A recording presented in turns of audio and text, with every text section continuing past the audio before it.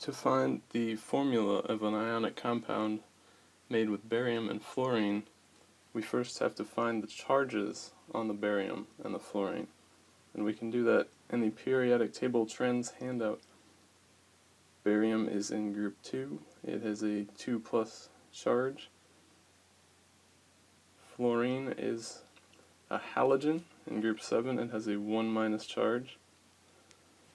We know that overall the formula has to be neutral, so we can kind of just see that we're going to need 2 of these fluorines with a 1- charge to cancel out the 2 positive charge on 1 barium. Or we could use the number swap rule and bring down a 1- from fluorine to the bottom of barium, and we don't have to write it. And then bring down a 2 from the barium to the bottom of fluorine. And that gives us BaF2. That means in this ionic compound there's going to be a ratio of 2 fluorines for every 1 barium. 2. Iron is a transition metal, so we are not sure what charge it's going to have. It could have a charge of +2 or +3. So let's consider a situation where it has a charge of +2. We also need to know the charge on sulfate, which we've memorized as 2-. So it's pretty clear that if these come together in a 1-to-1 ratio, the 2+ on the iron is going to perfectly cancel out the 2- on the sulfate.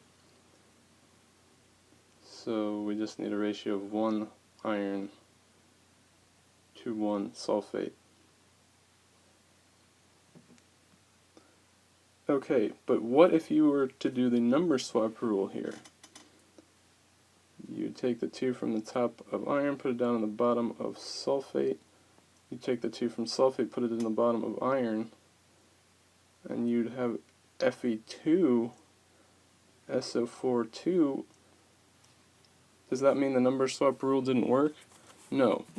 It still gave the same ratio of irons to sulfates.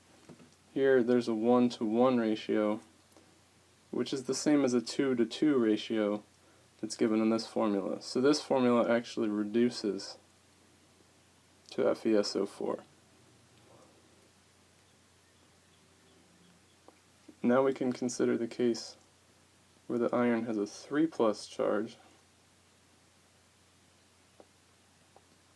and we can do the number swap rule. So there's going to be 3 sulfates and 2 irons. And for every sulfur, there's going to be 4 oxygens, so we can't separate the SO4. The sulfate is an indivisible unit. Magnesium is in group 2 of the periodic table.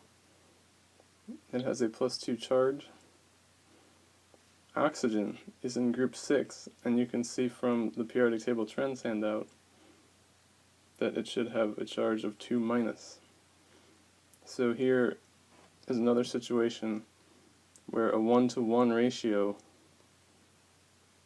will give us an overall neutral formula, which is what we need. To name this molecule or ionic compound, we're not sure yet. That's the first thing we need to do, is figure out if it's an ionic compound or a molecular/covalent compound. And we just have to think about whether we have 2 nonmetals here or a metal and a nonmetal. Both nitrogen and oxygen are on the right side of the periodic table, so they are both nonmetals. you can't have an ionic bond between two nonmetals because they both want to be negatively charged. So this has to be a covalent bond, and therefore it is a molecular compound.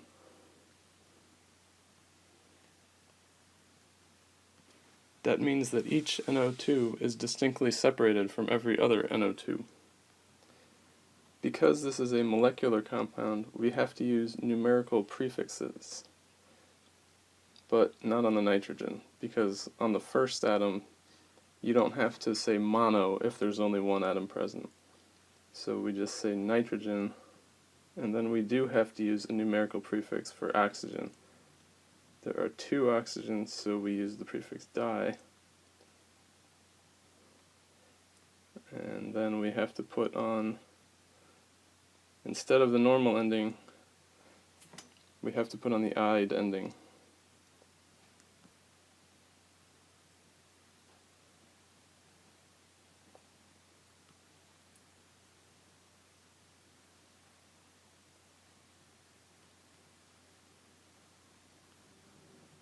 P2F4.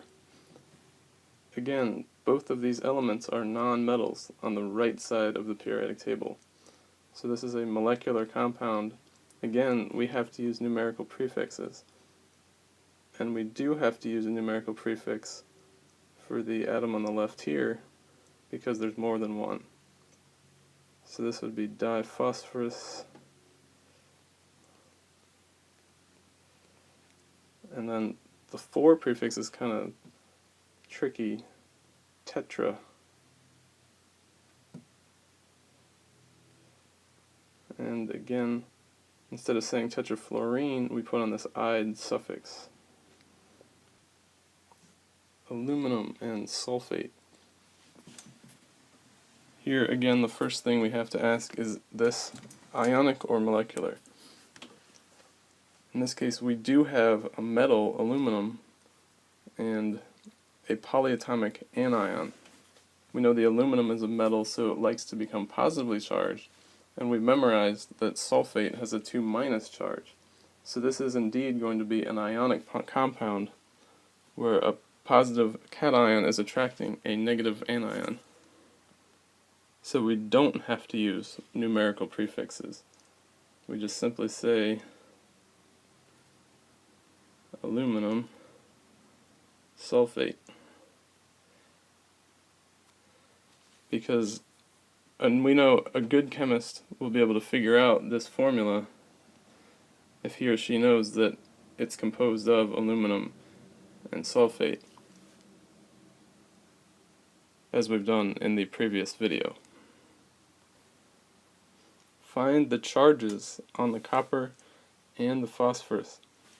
Here, this doesn't always work, but we could probably try the reverse number swap rule. We could take the 2 from phosphorus and put it up top to be the charge of copper, take the 3 from copper up top to be the charge on phosphorus.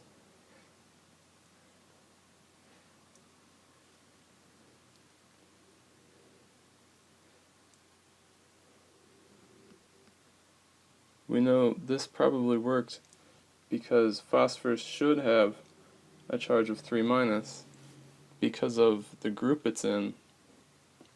Looking at the periodic table trends handout, the only question here was, is copper a +1 or a +2 cation? And we found it's +2. And just to clarify, that was our question because copper is a transition metal. So the periodic table trends handout doesn't really apply to it. It can't be categorized. Made with Doodlecast Pro.